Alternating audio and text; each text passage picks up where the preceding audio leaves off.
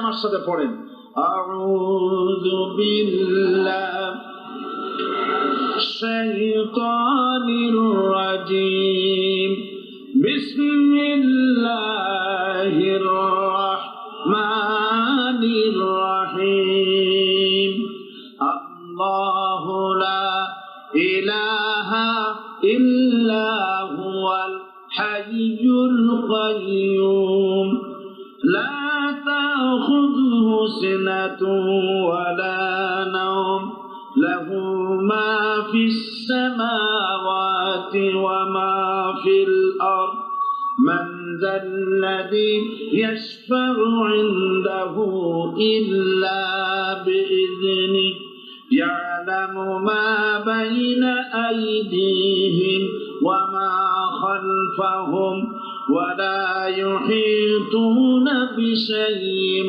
মিন 'ইলমিহি ইল্লা বিমা শা'a, ওয়াসি'a কুরসিয়্যুহুস সামাওয়াতি ওয়াল আরদ, ওয়া লা ইয়াউদুহু হিফযুহুমা ওয়া হুয়াল আলিয়্যুল আযীম। সাদাকাল্লাহুল আযীম। আমি এই সূরার এই আয়াতে আলোচনা করতে গিয়ে আপনাদের সামনে বলেছিলাম, কোরআন শরীফের সর্বশ্রেষ্ঠ আয়াত হচ্ছে হাদিস অনুযায়ী কোন আয়াত? আয়াতুল কুরসি। আল্লাহ পাকের সার্বভৌমত্বের পরিচয় এই আয়াতে কারিমার মধ্যে আল্লাহ পাক দিয়েছেন। গত 2 দিন আমরা আল্লাহ পাকের সার্বভৌমত্ব এবং তার পরিচয় সম্পর্কে আলোচনা করেছি। আজকে সামনের দিকে আমরা এগোতে থাকবো যতদূর আলোচনা করা যায়। আল্লাহ পাক বলছেন, আল্লাহু লা ইলাহা ইল্লা হুয়াল হাইয়ুল কাইয়্যুম। আল্লাহ হচ্ছেন তিনি যিনি ছাড়া কোনো ইলাহ নাই। লা ইলাহা ইল্লা হু, তিনি ছাড়া কোনো ইলাহ নাই, সার্বভৌমত্বের মালিক কেউ নাই। এই যে লা ইলাহা, কোনো ইলাহ নাই, আমরা কালেমার মধ্যে এই কথাটা বলি। আমাদের কালেমায়ে তাইয়্যিবা আমরা কি উচ্চারণ করি? লা ইলাহা ইল্লাল্লাহু মুহাম্মাদুর রাসূলুল্লাহ। জোরে পড়েন, লা ইলাহা ইল্লাল্লাহ, লা ইলাহা ইল্লাল্লাহু মুহাম্মাদুর রাসূলুল্লাহ। লা ইলাহা, কোনো ইলাহ নাই। এই দাওয়াত দিয়েছেন দুনিয়ার সমস্ত পয়গম্বর। এটা কি শুধু রাসূলুল্লাহর দাওয়াত ছিল? সমস্ত নবীদের স্লোগান ছিল একটা। সমস্ত নবীদের স্লোগান ছিল কয়টা? সবাই বলুন, কি সেই স্লোগান? লা ইলাহা ইল্লাল্লাহ। কোরআন শরীফের ভিতরে ইলাহ শব্দ 147 বার এসেছে। লা ইলাহার অর্থ যদি এই হয়, কোন উপাস্য নাই আল্লাহ ছাড়া, কোন মাবুদ নাই আল্লাহ ছাড়া, মুহাম্মদ সাল্লাল্লাহু আলাইহি ওয়াসাল্লাম আল্লাহর প্রেরিত রাসূল, তাহলে তো এত ঝঞ্ঝাট হওয়ার কথা ছিল না। আপনারা বলেন, নবীরা যখনই এই দাওয়াত দিয়েছেন লা ইলাহা ইল্লাল্লাহ, তখন সংঘর্ষ হয়েছে কিনা? হয়েছে কিনা? বাধা আসছে কিনা? তাহলে এই কথাটা কি যার কারণে এরকমের বাধা আসে? লা ইলাহা ইল্লাল্লাহ, এর চাইতে বিপ্লবাত্মক, এর চাইতে রিভলিউশন সৃষ্টিকারী কথা আল্লাহর আকাশের নিচে জমিনের উপরে আর একটাও হতে পারে না। লা ইলাহা ইল্লাল্লাহ। ইলাহ শব্দের অর্থ শুধু উপাস্য আর মাবুদ নয়। ইলাহ শব্দের অর্থ হচ্ছে আইনদাতা, ইলাহ শব্দের অর্থ হচ্ছে শাসনকর্তা, ইলাহ শব্দের অর্থ হচ্ছে বিধানদাতা। তো লা ইলাহা যখন একটি লোক ঘোষণা করে, তার অর্থ দাঁড়ায় কোনো আইনদাতা নাই, বিধানদাতা নাই, শাসনকর্তা নাই, কারো আইন মানি না, বিধান মানি না, শাসন মানি না, আল্লাহ ছাড়া। কে ছাড়া? আল্লাহ ছাড়া। এই কালেমার দাওয়াত যখন পয়গম্বরেরা দিয়েছেন, তখন 3 শ্রেণীর লোকেরা বাধা দিয়েছে। বলেন কয় শ্রেণী? সবাই বলেন। 3 শ্রেণীর লোকেরা বাধা দিয়েছে, লক্ষ্য করুন। 1 নম্বরে বাধা দিয়েছে রাষ্ট্র শক্তি। 1 নম্বরে বাধা দিল কারা? 2 নম্বরে বাধা দিয়েছে ধনাঢ্য ব্যক্তিবর্গ। 3 নম্বরে বাধা দিয়েছে যারা কায়েমি স্বার্থবাদী ধর্মীয় শক্তি। এই 3টি শ্রেণী সমস্ত নবীদেরকে বাধা দিয়েছে। সেই বাধা অতীতে যারা দিত এখন আর দেয় না, নাকি? এখনো দেয়। দেখুন, এই কালেমার দাওয়াত হযরতে মূসা আলাইহিস সালামকে যেদিন আল্লাহ পাক প্রথম ওহী দিলেন, এই দাওয়াত শুধু রাসূল দেন নাই, আল্লাহ পাক বলছেন প্রত্যেক নবী তার জাতিকে এই দাওয়াত দিয়েছেন। কি? আল্লাহ রাব্বুল আলামিন বলেন সকল নবী তার কওমকেই বলে দাওয়াত দিয়েছেন, ইয়া কওমি ইবুদুল্লাহ মা লাকুম মিন ইলাহিন গায়রু। হে সম্প্রদায়, আল্লাহ ছাড়া কোন ইলাহ নাই, তার ইবাদত করো, তারই দাসত্ব করো, তার গোলামি করো। আল্লাহ পাক মূসা আলাইহিস সালামকে যখন নবুয়ত দিলেন, প্রথম যে ওহী এলো, প্রথম ওহীটাই ছিল ইন্নানি আনাল্লাহ লা ইলাহা ইল্লা আনা ফা'বুদনি ওয়া আকিমিস সালাতা লিযিকরি। নিশ্চয়ই আমি আল্লাহ, আমি ছাড়া কোনো ইলাহ নাই, আইনদাতা নাই, বিধানদাতা নাই, সুতরাং আমার দাসত্ব করো এবং আমার শরণার্থে নামাজকে প্রতিষ্ঠা করো। মূসা আলাইহিস সালামকে আল্লাহ পাক ওহী দিয়ে তাকে পাঠালেন। কোথায় পাঠালেন? আল্লাহ পাক বলেন, ইযহাব ইলা ফিরআউনা ইন্নাহু তাগা। গোটা কওম নাফরমান, আল্লাহর আইন কেউ মানছে না। গোটা কওমের কাছে না পাঠাইয়া আল্লাহ পাক সর্বপ্রথম মূসা আলাইহিস সালামকে দাওয়াত নিয়ে কার কাছে পাঠালেন? ফেরাউনের কাছে। কারণ ফেরাউন হচ্ছে রাষ্ট্রশাসক। ফেরাউন কি? রাষ্ট্রশাসক। নিচের পানি পাহাড়ের উপরে যায় না, উপরের পানি না নিচের থেকে উপরে যায়? উপরে পানি নিচে আসে। সুতরাং দেশ যারা চালায় এই লোকগুলি যদি ভালো হয়, গোটা দেশ ভালো হয়। আর সমস্ত মানুষটা যদি, রাষ্ট্র যিনি পরিচালনা করেন, এই লোকগুলি যদি খারাপ হয়, গোটা দেশ খারাপ হতে বাধ্য। এই জন্য আল্লাহ পাক বলছেন সর্বপ্রথম তুমি ফেরাউনের কাছে যাও এবং এই কালেমার দাওয়াত দাও। হযরতে মূসা আলাইহিস সালাম ফেরাউনের কাছে গেলেন আর দাওয়াত দিলেন, ফেরাউন পড়ে নাও লা ইলাহা ইল্লাল্লাহ। একটি কথা আপনাদের মনে রাখতে হবে, দুনিয়ার কোন ফেরাউন, কোন নমরুদ, কোন সাদ্দাত, কোন হামান কেউ বলে নাই যে আমি আল্লাহ, আমি রাজ্জাক, আমি খালেক, আমি পৃথিবীর সৃষ্টি করেছি। কথা কেউ বলেছে? কেউ বলেনি। কি বলেছে তারা? ফেরাউন বলেছে মা আলিমতু লাকুম মিন ইলাহিন গায়রি, আমি তো জানি না আমি ছাড়া আরো কোন ইলাহ আছে, এ কথা আমার জানা নাই, সুতরাং আমি হচ্ছি ইলাহ আর তুমি বলছো লা ইলাহা। তার মানে হচ্ছে ওই সময় পয়গম্বরেরা, আল্লাহর নবীর সাহাবীরা তারা জানতেন যে আমরা কিসের দাওয়াত দেই, আর যারা শুনতো তারাও বুঝতো কিসের দাওয়াত শুনতেছি। আজ আমার দেশে একই কালেমার দাওয়াত দেওয়া হয়, কিন্তু মানুষেরা বুঝতে পারে না কি শুনতেছি। ভাষা জানার ব্যাপারে, বোঝার ব্যাপারে হলো আসল বিষয়।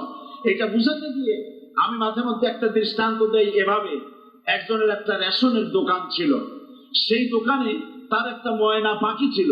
আর ময়না পাখিকে কথা শেখানো যায় সেটা তো আপনারা জানেন। জি, ময়নাকে শিখাইছে যে লাইন করুন, এক এক করে আসুন। ময়নাই কথা শিখেছে। সকালবেলায় যখন রেশনের দোকানে ভিড় পড়ে গেছে, তখন ওই পাখি খাঁচার মধ্যে বসে বলছে লাইন করুন, এক এক করে আসুন। একদিন খাঁচার দরজা খোলা পেয়ে পাখি উড়ে গিয়ে গাছের ডালে বসেছে। আশেপাশে যত পাখি ছিল তারা চিন্তা করলো এই রকমের পাখি তো কখনো দেখিনি। ময়না তো দেখতে কাকের মতো না, শালিকের মতো না, দেখতে একটা ভিন্ন রকম। ওরা এসে চতুর্দিক থেকে এই নবান্ত এই যে নতুন এসেছে ওরা ঠোকরানো শুরু করেছে চতুর্দিক থেকে। ঠোকরানি খেয়ে ময়না বলতেছে লাইন করুন, এক এক করে আসুন। এখন ময়না তো বোঝে না যে কি বলতেছি, আর তো পাখিরা ঠোকরাচ্ছে তারাও তো বোঝে না যে কি শুনতেছি। ময়না যদি বুঝতো যে আমি কি বলি, সবাই মিলে ঠোকরায়, তাই জান পাচ্ছে না, লাইন করে ঠোকরাইলে তো করতে যাবে সব করে রোডে চলে, বোঝে না। আমাদের অবস্থা তাই হয়েছে। এই যে আপনারা এখানে দাঁড়াইছেন কেন? যারা যেখানে দাঁড়ায় বসা মানুষেরা অনুরোধ করে বসায় দেন। এত বড় বিশাল মাহফিলে আপনি দাঁড়ায়া কোন মানুষকে কষ্ট দিবেন না, জায়েজ নাই। মুসলমানদেরকে কষ্ট দেওয়া কবিরা গুনাহ, বুঝতে পেরেছেন? যে যেখানে দাঁড়িয়েছে আপনারা বসা মানুষেরা তাদেরকে বসান। এত বড় বিশাল মাহফিলে আপনি দাঁড়ায়া কোন মানুষকে কষ্ট দিবেন না, জায়েজ নাই। মুসলমানদেরকে কষ্ট দেওয়া কবিরা গুনাহ, বুঝতে পেরেছেন? যে যেখানে দাঁড়িয়েছে আপনারা বসা মানুষেরা তাদেরকে বসায় দেন। সুতরাং এই কালেমার দাওয়াত যখন হযরত মুসা আলাইহিস সালাম দিলেন, ফিরআউন বলল আমি তো জানি না যে আমি ছাড়া আরো কোন ইলাহ আছে, আইনদাতা তো আমি, তুমি নতুন কোথা থেকে আইনদাতা নিয়ে আসছো?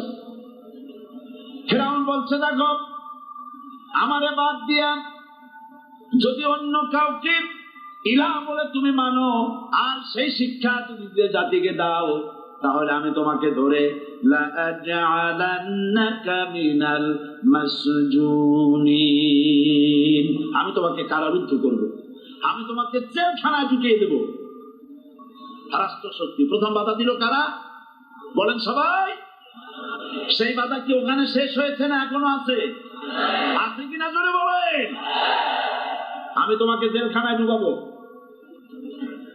হযরত মুসা আলাইহিস সালাম বলেন ফিরআউন রে, জেলের ভয় আমি করি না, আমার কি জেলের ভয় দেখায়া লাভ নাই। আমি আল্লাহ পাকের পয়গম্বর হযরত মুসা আলাইহিস সালাম।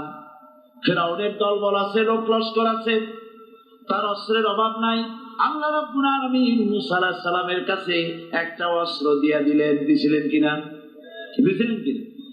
আল্লাহ পাক হযরত মুসা কি বলেছেন, ওয়া মা তিলকা বিয়ামিনিকা ইয়া মুসা, মুসা রে তোমার হাতে ওটা কি? মুসা আলাইহিস সালাম বললেন এটা লাঠি। আল্লাহ পাক বললেন ফেলে দাও লাঠি। লাঠি ফালায় দিলেন, কি হয়ে গেল? হিয়া হাইয়াতুন তাসআ, লাঠি হয়ে গেল। এখন লাঠি পড়ে সাপ হয়ে গেল। সাপ দেখে নবী হোক, ওলি হোক, সাহাবী হোক আর আলেম হোক, সাপ দেখলে ভয় করে না মানুষের? মুসা আলাইহিস সালাম ভয় পেয়েছে। আল্লাহ রাব্বুল আলামিন হযরত মুসাকে শোনায় দিলেন, খুযহা ওয়া লা তাখাফ সানুঈদুহা সিরাতাহাল উলা,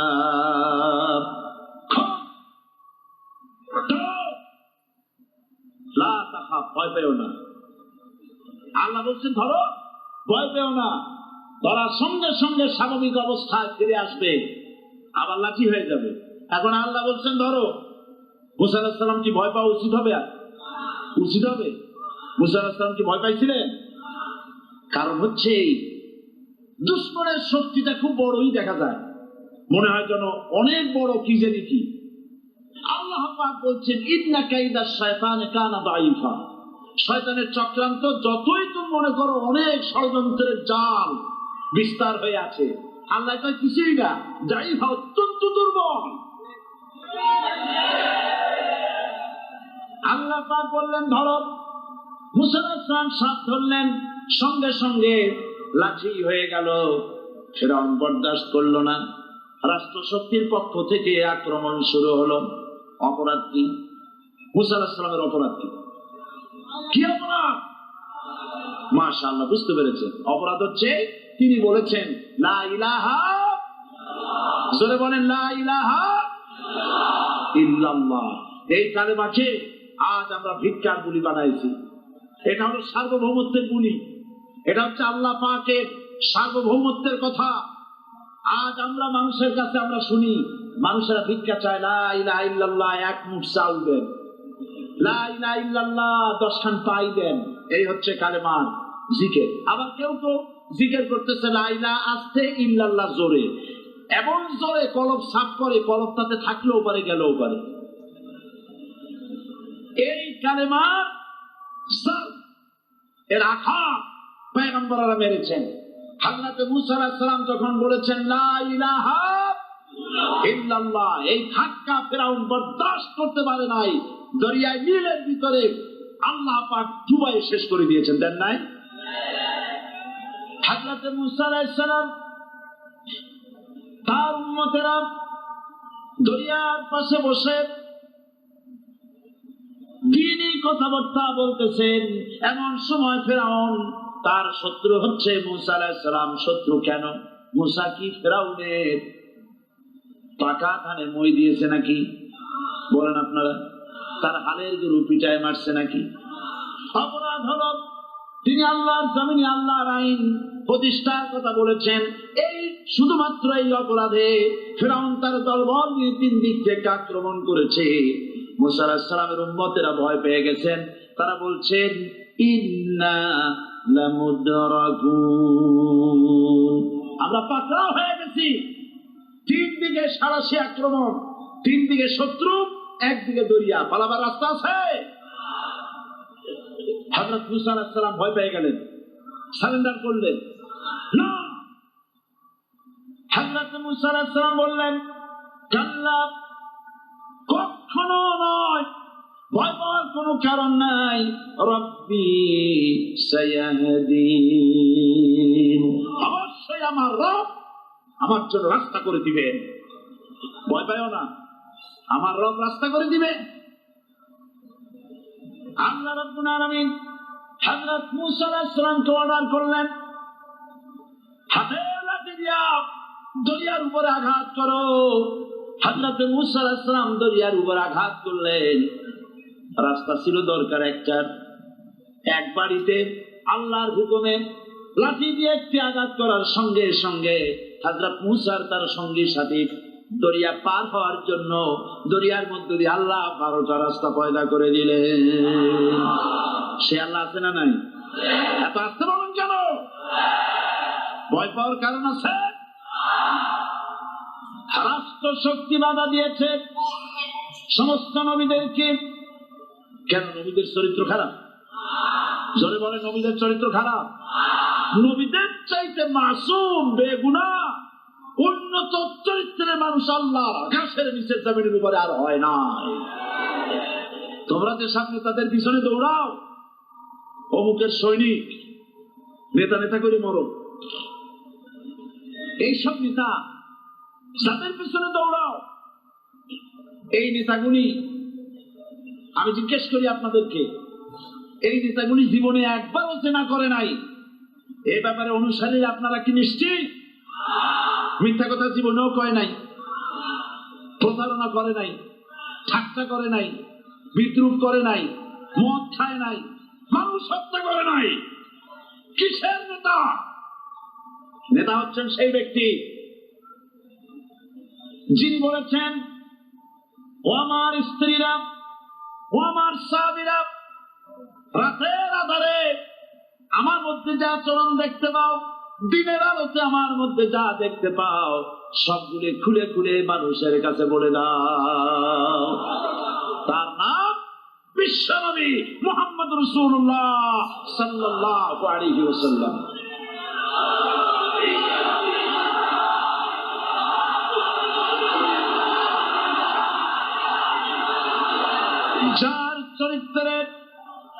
যার চরিত্রের সার্টিফিকেট আল্লাহ রাব্বুল আলামিন নিজে দিচ্ছেন, ওয়া ইন্নাকা লাআলা খুলুকিন আযীম। নবী হে, উন্নত চরিত্রের উপরে আপনি প্রতিষ্ঠিত। সুবহানাল্লাহ। কে সার্টিফিকেট দিচ্ছেন? আযীম, আযীম।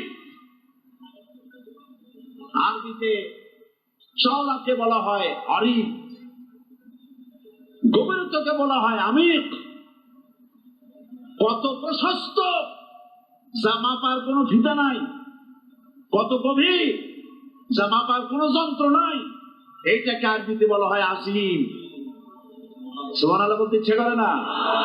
ও নবী, তোমার চরিত্র এমন যা মাপার মতো যন্ত্র পৃথিবীতে নাই। এই সার্টিফিকেট দিলেন কে? সমস্ত নবীরাই চরিত্রবান, নবীরা মাসুম, বেগুনাহ। সুবহানাল্লাহ। সেই নবীরা মার খান নাই? খেয়েছেন কিনা বলে? কারা মেরেছে? রাষ্ট্র শক্তি। কারা মেরেছে? কারণ নবীরা বলেছেন লা ইলাহা ইল্লাল্লাহ। পড়েন সবাই, লা ইলাহা ইল্লাল্লাহ। আপনিও যদি নবীদের মতো, সাহাবীদের মতো বুঝা এই কলেমার দাওয়াত দেন, বাধা আসবেই। বোঝাবুঝির ব্যাপার, বুঝতেই সারল। কত মাহফিল হয় বাংলাদেশে, হয় না? কোনো বাধা নাই, ঠিক কিনা? কত পূজা হয়, পার্বণ হয়, গান হয়, থিয়েটার হয়, গুণগার বিবির গান হয়, কত কিছু হয়। কোনো বাধা আছে? তাফসীরের মাহফিলে বাধা। কারণ ওরা বুঝতে পেরেছে এ তাফসীরের মাহফিলে গাজির গীত হয় না, এ তাফসীরের মাহফিলে আল্লাহর সার্বভৌমত্ব কায়েমের আন্দোলন চলে।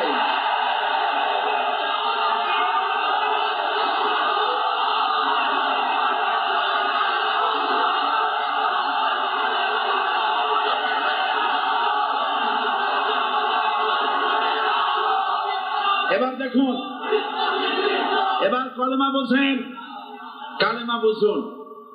বঙ্গভবনের সামনে দাঁড়িয়ে, গণভবনের সামনে দাঁড়িয়ে আপনি যদি কালেমার জিকির করতে থাকেন, লা ইলাহা ইল্লাল্লাহ, লা ইলাহা ইল্লাল্লাহ, লা ইলাহা ইল্লাল্লাহ, লা ইলাহা ইল্লাল্লাহ, 2-1 ঘন্টা, 2-4 ঘন্টা, দেখবেন অফিসাররা এসে বলবে, না জানি কোন খাজা বাবা আসছে, আসেন আসেন, নিয়ে খাইতে দেবে, হাদিয়া দেবে। যেহেতু যিনি পড়তেছেন উনি বোঝেন না কি বলতেছে, আর যারা দাওয়াত দিয়ে নিয়ে গেল ওরা টের পাই নাই যে কি শুনে দাওয়াত দিতেছে। কিন্তু আপনি যদি বঙ্গভবন, গণভবন, সেক্রেটারিয়েট আর পার্লামেন্ট এর ভিতরে ঢুকে যদি বলেন, কোন মানুষের তৈরি করা আইন মানি না, কোন সরকারের সার্বভৌমত্ব স্বীকার করি না, কারো বিধান মানি না, কারো তৈরি করা আইনের সামনে মাথা নত করি না, আল্লাহ ছাড়া কারো বিধান মানি না, হাতিয়া আসবে, খাইতে দেবে, পকেটে টাকা দেবে, খাওয়াবে এক জায়গায় নিয়ে, কোন জায়গায়? লাল দালান। বোঝা বুঝি দাওয়াত দিয়েছেন আয়াতুল কুরসি, ফরজ নামাজ পড়িয়া দেখছি অনেকেই আমার বুতাম টুতাম ফুলিয়া তারপরে জোরে একটা ফু দেন। অসুবিধা নাই, ফু আপনি দেন, কিন্তু কি পড়ে ফু দিচ্ছেন আপনি কি বুঝছেন কিছু? সুবহানাল্লাহ। বুঝলি কি এই চেহারা হয়? এতগুলো মানুষ লাগে নাকি বিপ্লব করতে, কালেমার রস কায়েম করতে? 313 জন মুসলমান যথেষ্ট পৃথিবীতে।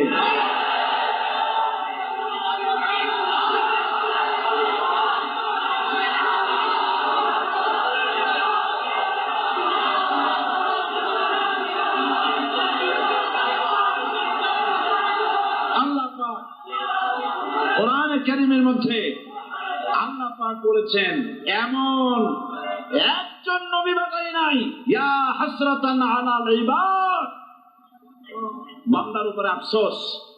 আহারে, কে বলতেছে? আমার আল্লাহ। বলেন আমার আল্লাহ। তিনি আফসোস করছেন, আফসোস।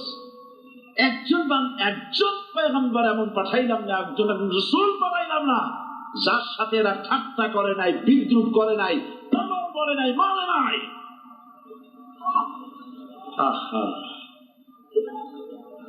অপরাধ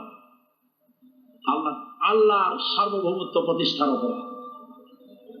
হযরত ইব্রাহিম আলাইহিস সালাম তিনি যখন এই কালেমার দাওয়াত দিয়েছেন নমরুদের বিরুদ্ধে, নমরুদ বলেছে, মান আশাদ্দু মিন্না কুওয়া, আমার চাইতে শক্তিশালী আর কে আছে?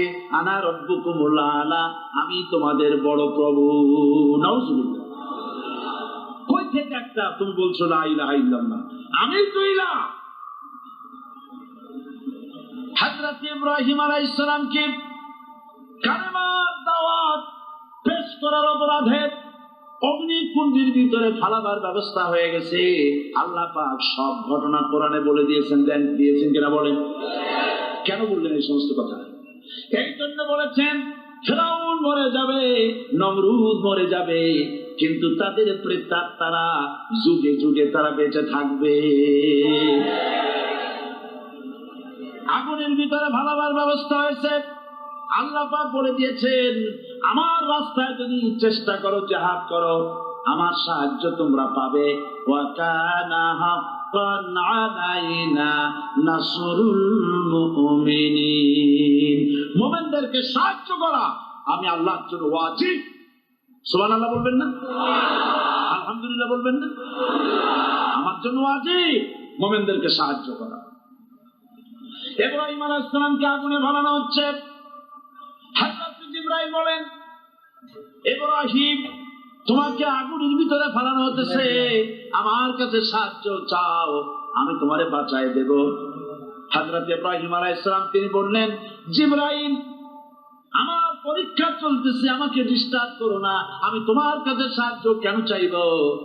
আমি তো এমন কোন অন্ধ আল্লাহর ইবাদত করি না যিনি তার বান্দার দুঃখ দুর্দশা নিজের চোখে না দেখেন। পরীক্ষা পাস করছে না? পাস করছেন কিনা? হযরত ইব্রাহিম বলেন শোনো জিবরাইল, আমি যদি আগুনের ভিতরে পড়ে যাই আর আগুনে পুড়ে যদি ভস্ম হয়ে যায়, আমার আল্লাহ যদি এতে খুশি হন, তাহলে আমি আমার রব্বুল আলামিনকে খুশি করার জন্য এভাবে 1000 বার পুড়তে আমি রাজি আছি। ইব্রাহিম আলাইহিস সালাম আগুনের ভিতরে পড়ে গেলেন। আল্লাহ রাব্বুল আলামিন আগুনের প্রতি নোটিশ করে দিলেন ইয়া নারু কুনি বারদাও ওয়া সালামান আলা ইব্রাহিম, আগুন আমার ইব্রাহিমের জন্য শান্তিদায়ক ঠান্ডা হয়ে যা। ইব্রাহিম আলাইহিস সালাম চলছেন, পুড়ে গেছেন। নমরুদ তার প্রাসাদের ছাদে বসে ইব্রাহিম আলাইহিস সালামের পোড়া দৃশ্য দেখে আনন্দ করবে, আগুনের দিকে তাকায় দেখে ইব্রাহিম আরামে বসে আছেন। পোড়া তো দূরের কথা, জামাও পরে নাই। ও ডাক দিয়া বলে রে আগুন, গোটা জাতি নিয়ে তোর পূজা করলাম, আমার দুশমন কেন জ্বালাইতে পারিস না? তোর জ্বালানোর শক্তি কি নষ্ট হয়ে গেছে নাকি? আগুনের ভিতর থেকে আওয়াজ বেরিয়ে এলো নমরুদ, আমার ভিতরে দাহ্য শক্তি জ্বালানোর শক্তি আছে কি নাই যদি প্রমাণ করতে চাও, টেস্ট করতে চাও, তুই নিজে আয়, তোরে সুদ্ধা তাম দুনিয়া জ্বালাই দিতে পারি, ইব্রাহিমের এক গাছা পশম জ্বালাইতে পারি না। বিশ্বকবি আল্লামা ইকবাল কি সুন্দর করে বলেছেন, আজ ভি হো জু ইব্রাহিম কা ইমান पैदा आप कर सकती है एक अंदाजे गुलिस्तान पैदा। ইব্রাহিমের ঈমান যদি আজও কোথাও হয় বিদ্যমান, করতে পারেন অগ্নিকুণ্ডে খুবসুরত এক গুলিস্তান। এখনো যদি ইব্রাহিমের সন্তানদেরকে আগুনের মধ্যে ফেলে দেওয়া হয়, আর ইব্রাহিম ঈমান যদি থাকে, আগুনকে ফুলের বাগান বানাবার ক্ষমতা আল্লাহর আছে। চিরকাল আল্লাহ পাক এই কালেমাকে দিয়েছেন আল্লাহর সার্বভৌমত্বকে প্রতিষ্ঠা করার জন্য। আয়াতুল কুরসি শুধু পড়ে বুকে ফু দেওয়ার জন্য নয়। পড়েন আমার সাথে, আল্লাহু লা ইলাহা ইল্লা হুয়াল হাইয়ুল কাইয়্যুম। দুনিয়ার সমস্ত পয়গম্বর অত্যাচারিত হলেন, শুধু তাই নয়, বিশ্ব নবী আখিরি জামানার পয়গম্বর নবী মুহাম্মদ রাসূলুল্লাহ সাল্লাল্লাহু আলাইহি ওয়াসাল্লাম জাতির কাছে আসলেন। তিনি এসে বললেন ইয়া আইয়ুহান নাস কুলু লা ইলাহা ইল্লাল্লাহ। প্রথম দাওয়াত প্রথম দাওয়াত। শুনছেন কথা? রাসূলুল্লাহ বলছেন, ও জাতি, আমার রাসূল তো মক্কার রাসূল না শুধু, মদিনার রাসূল না শুধু, আরবি ভাষা ভাষীদের রাসূল না শুধু, আমার নবী কি নবী? চিল্লায় বলে। তাই তিনি বলেছেন, ও বিশ্বের মানবতা, বিশ্বের মানব গোষ্ঠী, যদি মুক্তি পেতে চাও, নাজাত পেতে চাও, উচ্চারণ করো, বিশ্বাস করো, আমল করো, বলো লা ইলাহা ইল্লাল্লাহ। জোরে পড়েন, লা ইলাহা ইল্লাল্লাহ, লা ইলাহা ইল্লাল্লাহ মুহাম্মাদুর রাসূলুল্লাহ। আবু জাহেল বুঝছিল কলমার অর্থ? কথা বলেন না কেন? আবু জাহেল বুঝছিল? উতবা, সাইবা, মুগিরার গোষ্ঠীরা বুঝছিল? বুঝেছে। তারপরে তারা চিন্তা করলো যে সর্বনাশ তো করছে, লা ইলাহা, কোন ইলাহ নাই, আইনদাতা নাই, বিধানদাতা নাই, তাহলে আমরা কি ঘরে বসে বসে কি করবো? উনি নতুন একজন ইলাহ নিয়ে আসছে, আল্লাহ ছাড়া কোন ইলাহ নাই, তাহলে আমাদের কাজটা কি? প্রথমে তারা চেষ্টা করলো যে একটু দেখি নরম নরম ভাবে হয় নাকি। চলে গেল আবু তালেবের কাছে, আছে না হাদিসে, বললো, আবু তালেব, তুমি তো কুরাইশদের নেতা, তোমার ভাইয়ের ছেলে কয়টাই কি? কি আশ্চর্যজনক কথা! লা ইলাহা ইল্লাল্লাহ, আল্লাহ ছাড়া কোনো ইলাহ নাই, তা আমরা করবো কি? তোমার ভাতিজাকে বুঝাও লা ইলাহা ইল্লাল্লাহ দাওয়াত বন্ধ করে দিক, এর বিনিময়ে টাকা লাগে টাকা দেব, সোনা লাগে সোনা দেব, যত সুন্দরী মেয়ে চায় তাও দেব, নেতৃত্ব চায় তাও দেব, তবু যেন কালেমার দাওয়াত না দেয়। আসিনে কা হাদিসে আছে কিনা? নবীজি যখন বাড়ি ফিরলেন, চাচা আবু তালেব নিজের পরিচার টুকরা সন্তান হযরত জাফর আলীর চাইতে তিনি ভালোবাসতেন পরিজার মতো করে মুহাম্মদ সাল্লাল্লাহু আলাইহি সাল্লামকে।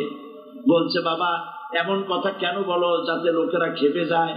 এই কথাগুলি বলো না, ওরা আমার কাছে এই সব প্রস্তাব দিয়ে গিয়েছে। রাসূলুল্লাহ প্রস্তাব শুনে এগ্রি করলেন। জি, আমার নবী বলেন, ও আমার চাচা আবু তালেব, প্রস্তাবকারীদেরকে শুনিয়ে দিন। হুজুরের সাথে তখন অনেক লোকজন, নাকি অনেক অস্ত্রপাতি, কিচ্ছু নয়, আল্লাহর শক্তি ছাড়া কিছু নেই। আমার নবী বলেন, ও আমার চাচা আবু তালেব, প্রস্তাবকারীদেরকে শুনিয়ে দেন। যেটা দেওয়া সম্ভব সেটা তো দূরের কথা, যেটা দেওয়া সম্ভব নয় তাও যদি তারা দিতে পারে আমারে, যেমন আকাশে সূর্যটা ধরে এনে ওরা যদি আমার ডান হাতে তুলে দেয়, আকাশের পূর্ণিমার চাঁদটা ধরে যদি বাম হাতে আমার তুলে দেয়, এর বিনিময়ে এক মুহূর্তের জন্য তাওহীদের দাওয়াত আমি বন্ধ করে দেব না। সুবহানাল্লাহ।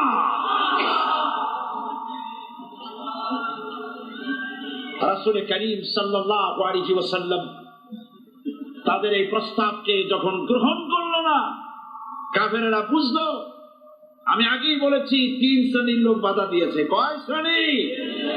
প্রথম শ্রেণী কি? রাষ্ট্র শক্তি, তাদের হাতে অস্ত্রপাতি তো খুব শক্তি, আর তারা একবার ক্ষমতায় যায়, ওরা মনে করে এই ক্ষমতা থেকে আমাদেরকে কেউ নামাইতে পারবে না। 20 শতকের শ্রেষ্ঠ মুজাদ্দিদ আল্লামা সৈয়দ আবুদুল্লাহ মওদুদী রাহমাতুল্লাহ আলাইহি তিনি এক জায়গায় লিখেছেন, স্বৈরাচারীরা তার পতনের সমস্ত ছিদ্র বন্ধ করে, কিন্তু একটা ছিদ্র বন্ধ করতে পারে না, মনের ভুলে সে ছিদ্রটা থেকেই যায়, যেই ছিদ্র দিয়ে আসলে তার পতনটা হবে। ক্ষমতায় গিয়ে মনে করে চিরকাল ক্ষমতায় থাকবো। ভারতের প্রধানমন্ত্রী পণ্ডিত জওয়াহরলাল নেহেরু রাঁচি পাগলা গারদে গিয়েছেন, মেন্টাল হসপিটাল। পাগলেরা নেহেরুকে দেখে আশ্চর্য হয়ে গেছে, এত সুন্দর মানুষ, মাথায় কেষ্টে টুপি, গায়ে শেরওয়ানি, মুসলমানি ড্রেসই আলাদা, যদিও তিনি হিন্দু ছিলেন, পরেছেন মুসলমানি ড্রেস। শেরওয়ানি কাদের পোশাক? কাদের পোশাক? হাতে ছড়ি নিয়ে হাঁটা, স্টাইল করে, সুন্দর পাজামা, সুন্দর টুপি, সুন্দর সাজসজ্জা করে, মুসলমানদের ড্রেস। এই ড্রেস পরে তিনি গিয়েছেন, সবসময় যে ড্রেস তিনি পরতেন। পাগলেরা জিজ্ঞেস করছে, তুমি কে গো? উনি বলছেন, আমার চেনো নাই? আমি ভারতের প্রধানমন্ত্রী পণ্ডিত জওয়াহরলাল নেহেরু। পাগলেরা বলছে, ও সেই কথা। আমরাও যখন এই হসপিটালে আসছিলাম, এই তোমার মতো লম্বা লম্বা কথা আমরাও বলছি। থাকো আমাদের সাথে কিছুদিন, তোমার মাথাও ঠান্ডা হয়ে যাবে। ক্ষমতায় যারা থাকে, ক্ষমতার মোহে চতুর্দিকে অন্ধকার দেখে, মনে করে আমার পতন আর হবে না। কিন্তু তোমাকে বুঝিবে যে গোকুলে বাড়ি শেষে গাড়ির চাকা সবসময় উপরে থাকে না। গাড়ির চাকা সবসময় উপরে থাকলে গাড়ি তো চলবেই না। গাড়ির চাকা ঘোরে বলেই তো গাড়ি চলে। সুতরাং এই উপরে তোমার চাকা উপরে এখন আছে বলে, তোমার দলের চাকা উপরে আছে বলে যারা মানুষের উপরে জুলুম করছো, আলেমদেরকে ধরতেছো, মুসল্লিদেরকে ধরে ধরে জেলে ঢুকাচ্ছ, সময় আসবে এমন ইন্দুরের গর্ত বাগানা ফেলবার জন্য।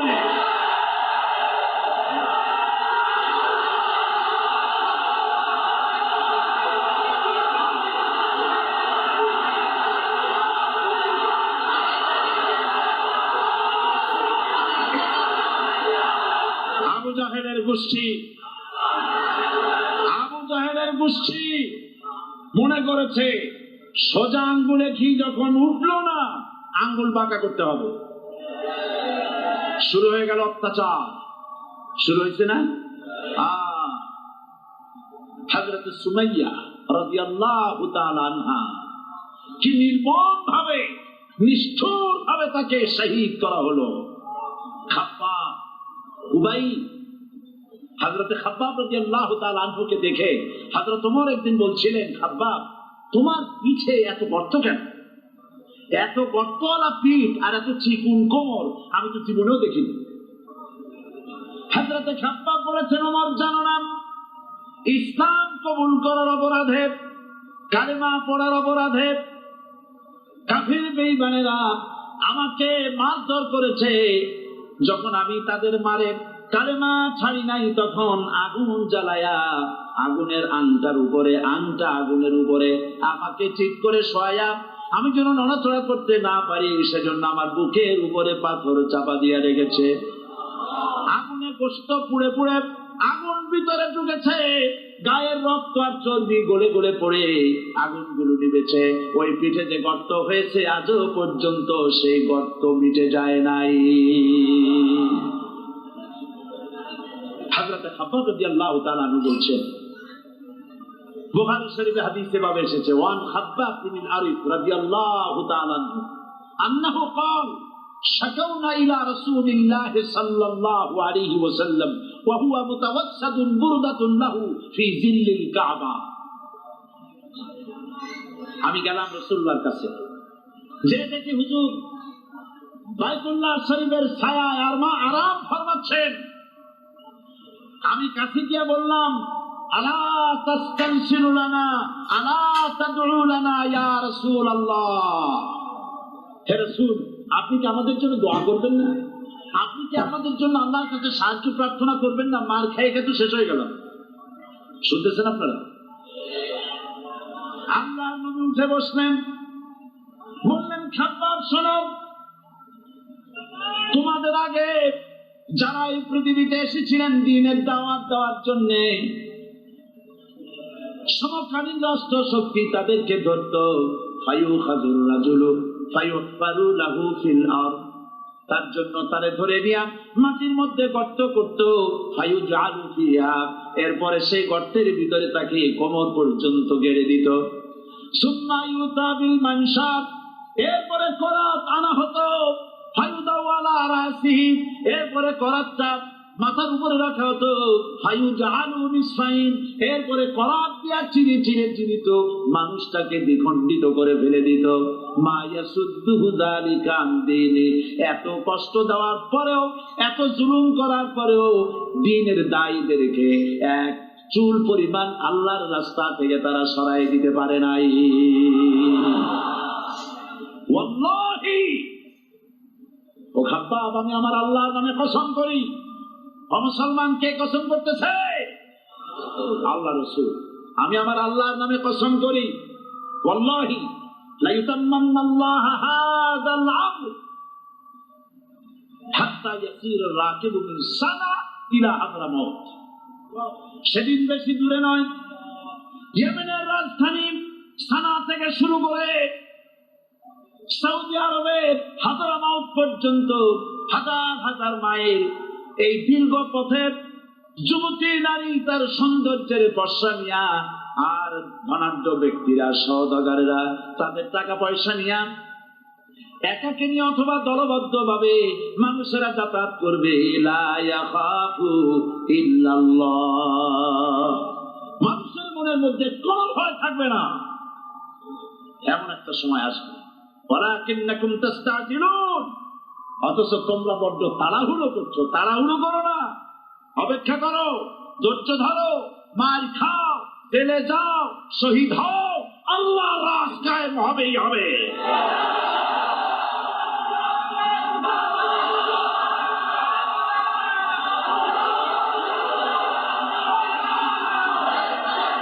বিল্ডিং থেকে শিক্ষা গ্রহণ করুন, বিল্ডিং ইমারত দালান থেকে শিক্ষা গ্রহণ করুন। এই যেটা দালান আছে না পাশে, দেখতে পাচ্ছেন? এই দালান কি দিয়ে তৈরি করা হয়েছে? বলে ইট। সমস্ত ইটেরা যদি ধর্মঘট করত, আমরা কেউ মাটির তলায় যাব না, কেউ আমরা আগুনে পুড়ে ঝামা হব না, পিক হব না, কেউ আমরা টুকরা টুকরা হব না, সবাই থাকবো উপরে উপরে, তাহলে কি দালান হইতো নাকি? এই বিল্ডিং নির্মাণ করতে গিয়া ইটের যে স্যাক্রিফাইস, হাজার হাজার ইটকে পিক হতে হয়েছে, পুড়ে যেতে হয়েছে, খোয়া হতে হয়েছে, ভেঙে টুকরা টুকরা হয়ে 50 ফিট মাটির নিচে যেতে হয়েছে। তারপরে ইমারত গঠন হয়েছে, সুন্দর দালান তৈরি হয়েছে। যারা ইসলামী শাসন চান, আল্লাহর দ্বীনকে বিজয়ী দেখতে চান, তাদেরকে অসংখ্য মানুষকে পোড়াইতের মতো জেলখানায় পুড়ে পুড়ে মরতে হবে, অসংখ্য মানুষকে ফাঁসির কাস্তে ঝুলতে হবে, গায়ের রক্ত দিতে হবে, শহীদ হতে হবে, তারপরে ইসলামের ইমারতটা কায়েম হয়ে যাবে। শায়ের কবি কি সুন্দর করে বলছেন, কবি সুন্দর করে বলছেন, ये शहादत गाहे उल्फत में कदम रखना, ये शहादत गाहे उल्फत में कदम रखना, लोग समझते हैं आसान है मुसलमान होना। মানুষেরা মনে করে মুসলমান হওয়া খুব সহজ জিনিস। না, মুসলমান হওয়ার অর্থ হলো শাহাদাতের ঈদগাহে শামিল হয়ে যাওয়া।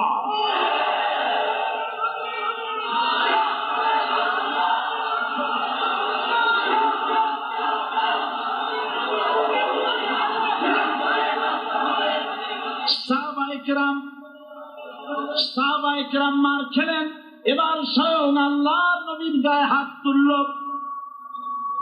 আবু জাহেল এসে হুজুরকে মারলেন, গলায় চাদর দিয়া এমন জোরে টান মেরেছে, রাসূলুল্লাহ পড়ে গিয়েছেন।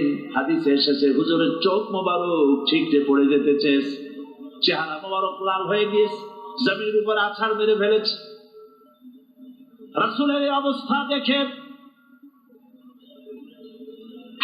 হামজা তখনও কাফের ছিলেন, শিকার থেকে এসে তিনি এই দৃশ্য দেখলেন, দাসীর মুখে শুনলেন, ছুটে চলে গেলেন আবু জাহেলের বাড়িতে। যাই বলে, আবু জাহেল রে, তুই মুহাম্মদ সাল্লাল্লাহু আলাইহি ওয়াসাল্লাম মেরেছিস, বল কেন মারলি? এমন ভালো মানুষ তো জীবনেও চোখে দেখি নাই, যিনি কোনো মিথ্যা কথা বলেন না, ভালো ভালো কথা বলেন, এক আল্লাহর গোলামি করার জন্য বলেন। এই সব ভালো কথা বলার জন্যই তুই তারে মারলি নাকি? আরে আবু জাহেল, তুই কি মনে করেছিস মুহাম্মদ সাল্লাল্লাহু আলাইহি ওয়াসাল্লাম তার পিতা আব্দুল্লাহ মারা গেছে বলে মুহাম্মদ সাল্লাল্লাহু আলাইহি ওয়াসাল্লাম এতিম হয়ে গেছে মনে করেছিস নাকি? জেনে রাখ, মুহাম্মদ সাল্লাল্লাহু আলাইহি ওয়াসাল্লামের পিতা আব্দুল্লাহ মারা গেছে, কিন্তু চাচা হামজা তো মরে যায় নাই। হাতের ধনুক দিয়া এমন জোরে আঘাত মারলেন, আবু জাহেলের মাথা ফেটে রক্ত ফিনকি দিয়ে বেরিয়ে এলো। হযরতে হামজা ঘরে ফিরে এসে রাসূল করিম সাল্লাল্লাহু আলাইহি ওয়াসাল্লামের মস্তক মুবারক কোলে উঠাই দিলেন আর বললেন, বাবা তোমাকে মেরেছে বলে আমি আবু জাহেলের মাথাটা ফাটাই দিয়ে আসছি, তুমি খুশি হও। হুজুর বলছেন, চাচা কার মাথা ফাটাইছো এইটা বলে আমারে খুশি করতে পারবা না। হযরত হামজা বলেন, তুমি কি হলে খুশি হবে? হুজুর বলেন, হামজা চাচা গো, আমি খুশি হব যদি একটিবার চাচা তোমার মুখে শুনতে পাই ঈমানের কালেমা। হযরত হামজা বলেন, মুহাম্মদ সাল্লাল্লাহু আলাইহি ওয়াসাল্লাম, আমি বুঝতে পেরেছি তুমি কোন সাধারণ মানুষ নও। সাধারণ মানুষ হলে পরে তুমি প্রতিশোধে বিশ্বাসী হতে, খুশি হতে। প্রতিশোধে বিশ্বাসী হও নাই, তুমি অবশ্যই আল্লাহর নবী, কোনো সন্দেহ আমার নাই। তুমি সাক্ষী থাকো, আমি পড়ে নিলাম, লা ইলাহা ইল্লাল্লাহু মুহাম্মাদুর রাসূলুল্লাহ। জোরে বলে, লা ইলাহা ইল্লাল্লাহু মুহাম্মাদুর রাসূলুল্লাহ। ঘাবড়াবার কারণ নাই। এর অর্থ এই নাই যে আপনারা কালেমার দাওয়াত দিবেন আর রাষ্ট্র শক্তি আপনারা পিটাইতেই থাকবে, আপনার কোনদিন আপনার সুদিন ফিরে আসবে না। বিষয়টা কি এমন না। আমার আল্লাহর ওয়াদা শুনুন, ওয়ালা তাহিনু ওয়ালা তাহজানু ওয়া আনতুমুল আ'লাউনা ইন কুনতুম মুমিনিন। মুমিন যদি হও আমি তোমাদেরকে বিজয় দান করব। সুবহানাল্লাহ বলে। আজ যদি আমাদের উপরে বিপদ এসে থাকে তাহলে তার একমাত্র কারণ পূর্ণাঙ্গ ঈমানের অভাব আমাদের মধ্যে রয়েছে, ঠিক কিনা? আজ পৃথিবীতে সব থেকে মার খায় কারা? চিল্লায় বলো। আলজেরিয়ায় কারা? বসনিয়ায় কারা? চেচনিয়ায় কারা? প্যালেস্টাইনে কারা? প্যালেস্টাইনে মুসলমানদেরকে মাইরে মাইরে শেষ করে দিল। দেখছেন ছবিতে না? দেখেন না? প্যালেস্টাইনের মুসলমানদেরকে যখন মারা হচ্ছে, বাংলাদেশের প্রধানমন্ত্রী তখন আমেরিকায় ক্লিনটনের সঙ্গে কথা বলতেছেন। তিনি ক্লিনটনের কাছে তার পিতৃ হত্যার জন্য দায়ী সাজাপ্রাপ্ত 3 জন ব্যক্তিকে ফেরত চাচ্ছিলেন। আমার দৃষ্টিতে এটা কোনো অপরাধ নয়। সন্তান তার পিতার প্রতি আকর্ষণ থাকবে, আমার আপত্তি সেখানে। আপনি প্রধানমন্ত্রী, শুধু শেখ পরিবারের প্রধানমন্ত্রী নন, শুধু আওয়ামী লীগের প্রধানমন্ত্রী হওয়া উচিত নয় আপনার। আপনি পৃথিবীর দ্বিতীয় বৃহত্তম বাংলাদেশের 12 কোটি মুসলমানের প্রধানমন্ত্রী। পিতৃ হত্যার আসামি ফেরত চাইলেন, কিন্তু বিল ক্লিনটনের আশ্রয় প্রশ্রয় লালিত পৃথিবীর অসভ্য জাতি সন্ত্রাসী ইহুদিরা প্যালেস্টাইনের মুসলমানদেরকে পাখির মতো গুলি করে হত্যা করছে।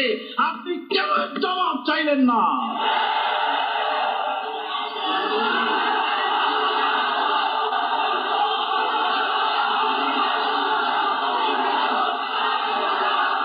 জবাব জবাব আপনি চাইতে পারবেন না, কারণ মুনাফিকদের সাহস হয় না, সাহস হয় মুমিন ব্যক্তি। বিল ক্লিনটনকে বলা দরকার ছিল, এই ইসরায়েলকে তোমরাই বসিয়েছ, মধ্যপ্রাচ্যের বিষ ফোড়ায় পরিণত করেছ তোমরা। তবে হ্যাঁ, যুরিবাত আলাইহিমুয যিল্লাতু ওয়াল মাসকানা ওয়া বাউ বিগাদাবিন মিনাল্লাহ। আল্লাহর গজব আসবে, ইহুদিরা পৃথিবী থেকে নিশ্চিহ্ন হবেই হবে ইনশাআল্লাহ। দেখেছেন তাকাইয়া প্যালেস্টাইনে ইসরায়েলিরা হেলিকপ্টার, গানশিপ, কামান, বোমা নিক্ষেপ করছে, আর প্যালেস্টাইনের শিশু, কিশোর, যুবকেরা ইহুদিদের নিক্ষিপ্ত বোমা আর কামানের মোকাবেলা করতেছে পাথর দিয়ে। আমি আমার অন্তরের অন্তঃস্থল থেকে ধন্যবাদ জানাই, মোবারকবাদ জানাই খালিদ বিন ওলীদের উত্তরসূরি, খাব্বাব খুবাইবের উত্তরসূরি প্যালেস্টাইনের ওই সব যুবকদেরকে যারা কাফের বেঈমান ইহুদিদের মোকাবেলা করতেছে ইট আর পাথর দিয়ে। আর আমি আমার অন্তরের অন্তঃস্থলে সমস্ত ঘৃণা দিয়ে আমি ধিক্কার জানাই পৃথিবীর মুসলিম শাসকদেরকে, যারা মুসলমানদের মার দেখে চুপ করে যারা বসে আছে।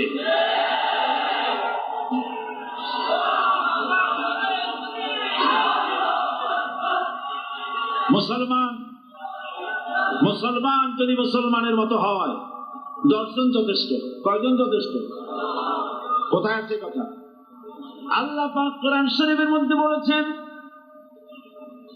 একজন যদি হও ইমানদার মুত্তাকি, 10 জনের উপরে বিজয়ী হবে। 10 জন যদি হও 100-র উপরে বিজয়ী হবে। 100 যদি হও 1000-এর উপরে বিজয়ী করবো। জোরে বলেন সুবহানাল্লাহ। কবি বলতেছেন, ফিজায়ে বদরে পয়দা কুন, ফেরেশতে তেরি নুসরত কো উতর সকতে গর্দু সে কতর আন্দর কতর আবি।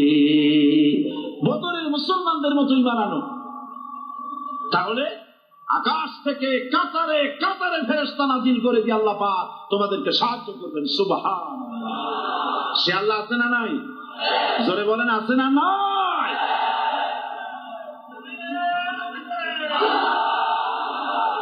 সেই আল্লাহ রাব্বুল আলামিন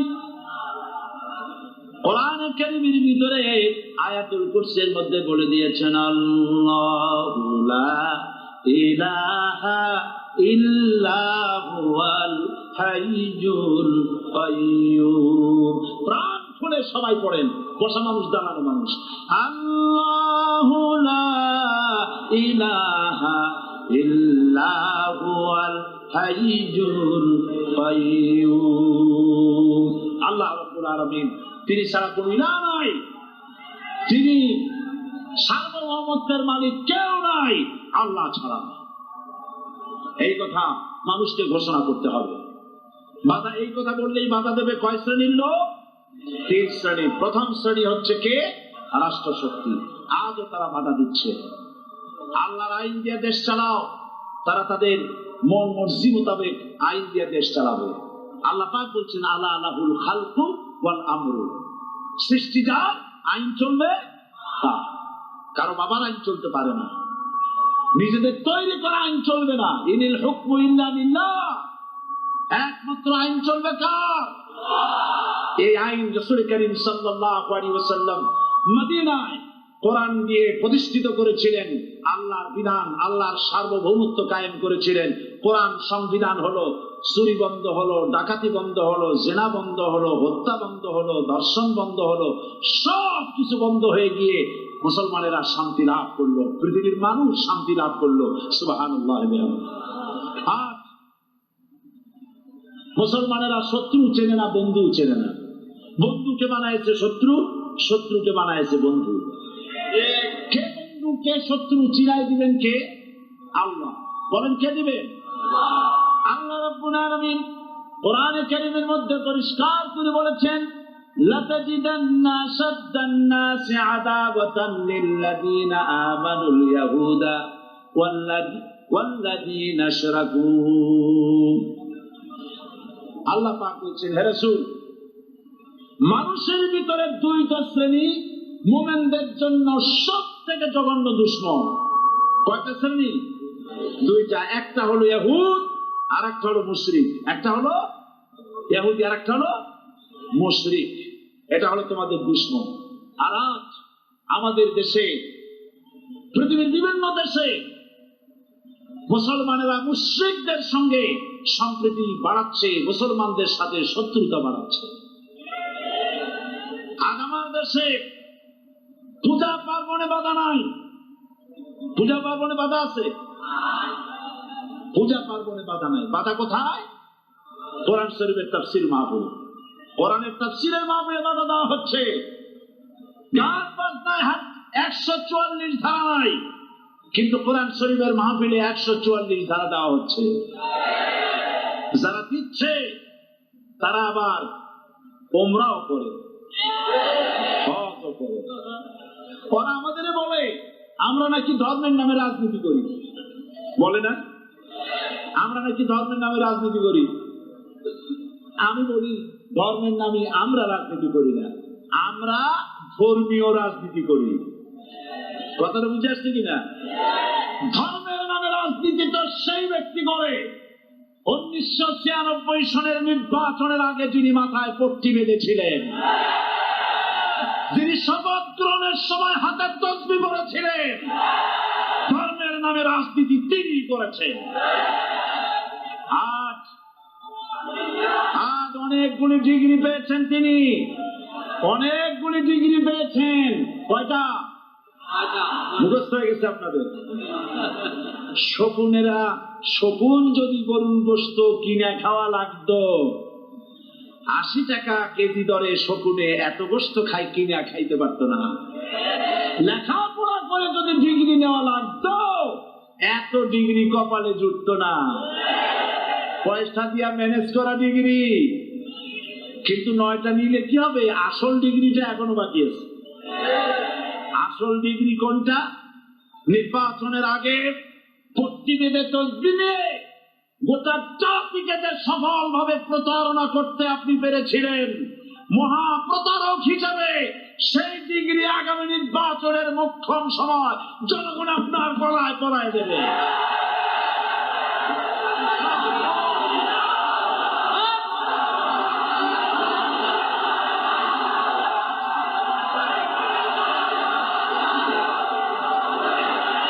সুতরাং ধর্মের নামে রাজনীতি নয়, আমরা ধর্মীয় রাজনীতি করি, আমরা এই কোরআনের রাজনীতি করি। এই কোরআন নিয়ে বাঁচতে চাই, এই কোরআন নিয়ে মরতে চাই, এই কোরআন থেকে আমাদেরকে বিচ্ছিন্ন করতে চায় কাফের, বেঈমান, মুশরিকেরা।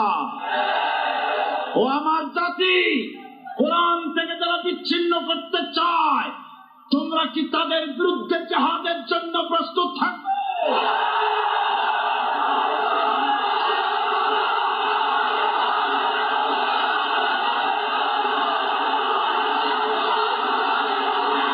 বসেন, বসেন, বসেন, বসেন।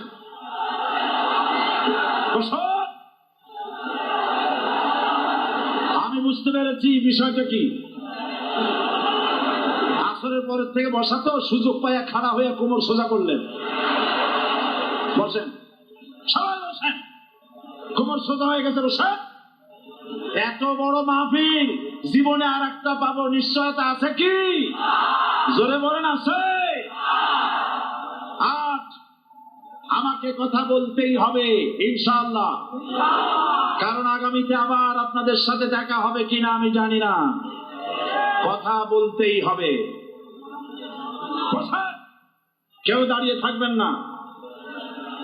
আমি দেখতে পাচ্ছি বাংলাদেশের ভাগ্য আকাশে উত্তর গগনে কালো মেঘ জমা হয়েছে, ঝড়ের পূর্বাভাস লক্ষ্য করছি।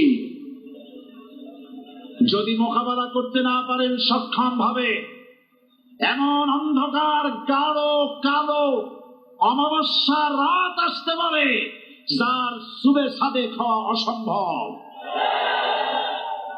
সুতরাং আপনারা কি কাপুরুষের মতো কাফের মুশরিকদের গোলামি করে মরতে চান?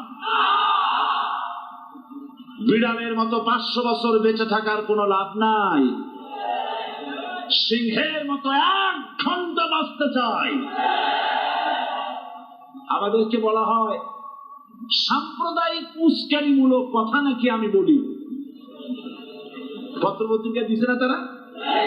সাম্প্রদায়িক উস্কানি কথা, সাম্প্রদায়িক উস্কানিমূলক কথা বলি, সেই জন্যই বোধহয় শত শত মুসলিম আমাদের কাছে এসে মুসলমান হয়।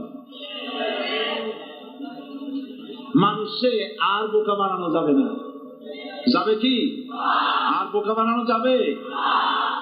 তারপর বলছি কি, এরপরে বলছে, আমাকে বলছে রাজাকার।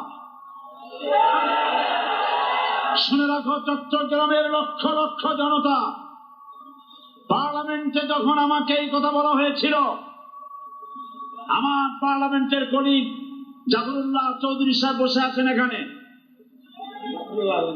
হ্যাঁ, জাফরুল ইসলাম চৌধুরী বসে আছেন পাশে, প্রধানমন্ত্রী সুদ্ধা অন্তত 3 শতাধিক পার্লামেন্টের সম্মানিত সদস্যরা সেদিন বসা। 1997 সনের বাজেট বক্তৃতা যখন আমি করতেছিলাম, ডক্টর কুদরতে খোদা, নাম রাখছে কুদরতে খোদা, আসলে গজবে খোদা। এই লোকটি নাস্তিক, ইসলামের চূড়ান্ত দুশমন। তার প্রণীত শিক্ষা ব্যবস্থার যখন সমালোচনা করছিলাম, ট্রেজারি বেঞ্চ থেকে আমাকে বলা হলো রাজাকার। আমি আমার সমস্ত শক্তি একত্রিত করে বলেছিলাম, শুধুমাত্র হিন্দুস্তানের রাজাকারেরাই আমাকে রাজাকার বলতে পারে। আমি বলেছিলাম 1973 সন পর্যন্ত আমি বাংলাদেশের কোন রাজনৈতিক দলের নেতা এবং কর্মী ছিলাম না। আমি রাজাকার নই। আমাকে রাজাকার বলে যদি তাকে অপমান করতে না পারে 10 কোটি টাকার মানহানি মামলা দায়ের করব। আমার এই বক্তব্য সারা দুনিয়া শুনেছে। পার্লামেন্টে আমার এই বক্তব্য রেকর্ড হয়ে আছে। সেদিন 3 শতাধিক পার্লামেন্ট মেম্বারের কেউ আমার চ্যালেঞ্জ গ্রহণ করেন নাই। যে কোনো ব্যক্তি পার্লামেন্টে গিয়ে আমার বক্তৃতা দেখে আসতে পারেন। এরপরে 1997 সনের 7 অক্টোবর দৈনিক জনকণ্ঠ পত্রিকা যখন আমার বিরুদ্ধে লিখল, সেই পত্রিকায় সাইদির ওপেন চ্যালেঞ্জ 8ম পাতা